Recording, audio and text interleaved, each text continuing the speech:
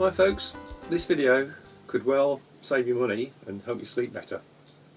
If you have a narrowboat or some other livable vehicle, you'll probably find that your batteries are very inaccessible, and as most batteries are generally flooded variety in this situation, because that's what generally recommended if you check the internet for better life and expectancy, that sort of thing.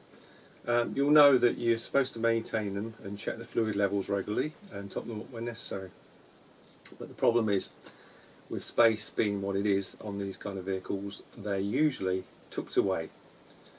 For instance, on my narrowboat, they're actually under the deck near the engine. It's very narrow space. There's no way you can get your head in to actually see what the levels are. So what's the usual solution? Well, normally you have to take them out. Now that's a heavy, laborious task, not without its risks. You've got the problems with the acid, of course. They're very heavy, so manual handling comes into it.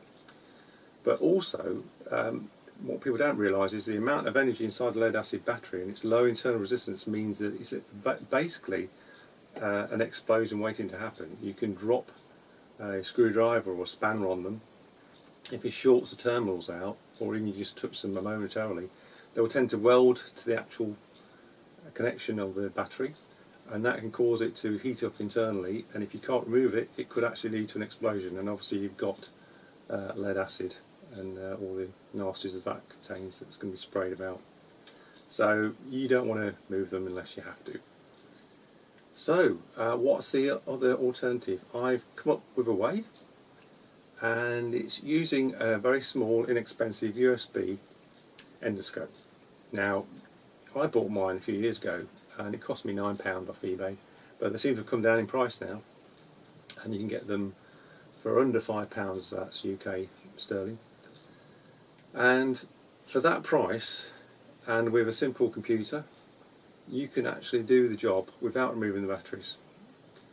So I'm going to show you in this video first how you actually set it up to do the recording, and then I'm going to give you a demonstration of how I actually did it with my boat to check my batteries, so you get a real eye view of exactly what I saw and what you would see if you did the same. So I hope you enjoy the next two stages of the video. I bought this little USB endoscope off of eBay a few years ago now for cabling, etc., and checking pipes.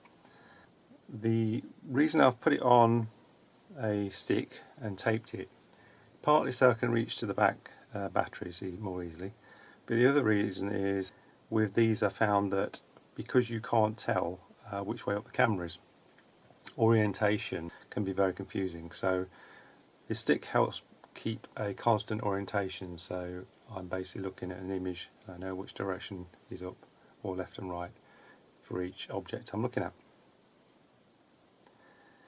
It's just a straightforward USB. I use it in Linux and the drivers just worked. I've also plugged it in a Windows 7 machine, and that the drivers just work for that as well, they're already in place. There's a thumb wheel on the USB, and that's how you can alter the brightness.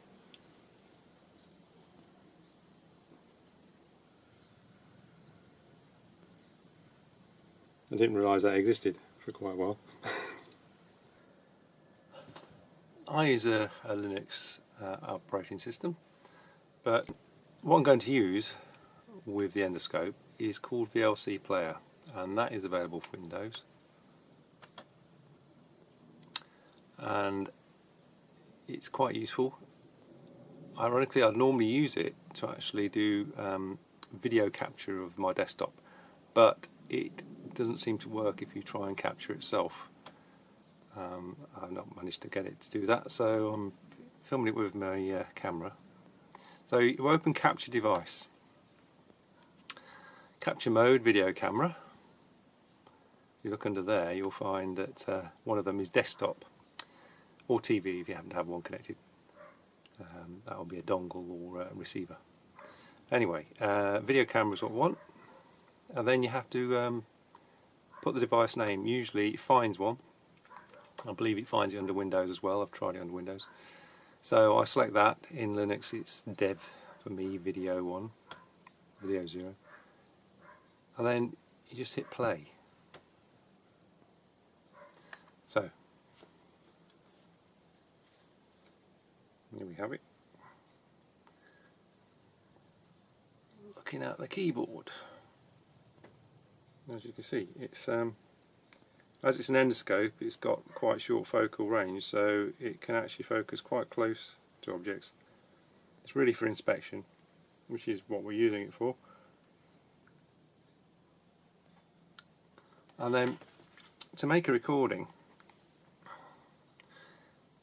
the way I found is there are different ways of doing it through VLC, but on mine, on the taskbar, if I click on the icon, I then get a selection of options. I'm just going to zoom in on those for you. Now for some reason, if I try and click on that pop-up, it will disappear. But what I found is that all I need to do is use the up key, go up to record and hit enter. It's now recording, and if I minimize it, you will see up there a little video has appeared. And to stop the recording, I just click on the icon again, step upwards to stop.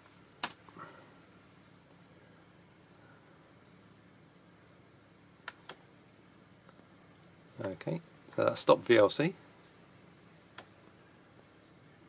If I click on recording, it'll open in VLC. Hey presto, I wasn't moving it, so it's not actually doing much. But that's how you make a recording. Now, I have made recordings in a different way. The other way to set a recording in motion is go to playback, and from that drop down, hit record. And again, it's made a new recording.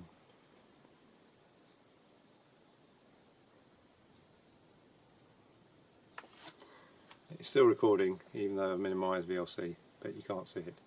Obviously, it's useful to have it in playback mode because you can actually view real time what you're actually recording.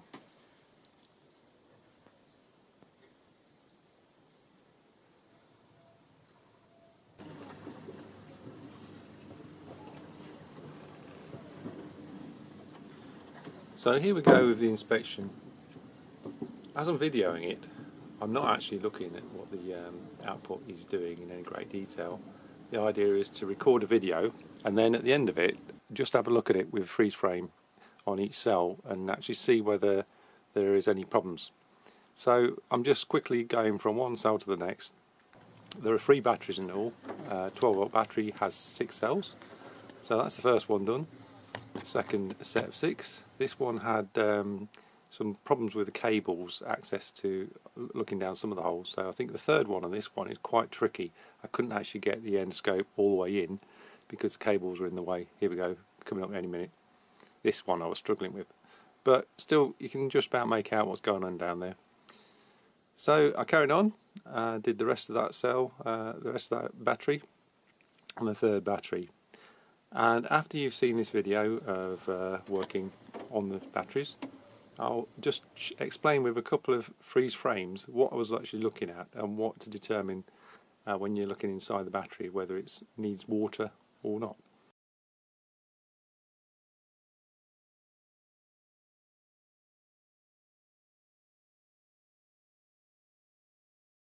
Well, as you can probably tell from the video, the good news was none of my cells were actually dry. They weren't showing bare cells at the top exposed.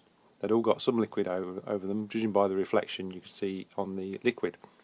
Now, these particular batteries have a little leg that sticks down on the left hand side in the video, and that little leg is to indicate the height you should be getting your electrolyte levels up to. This particular shot is of a good one.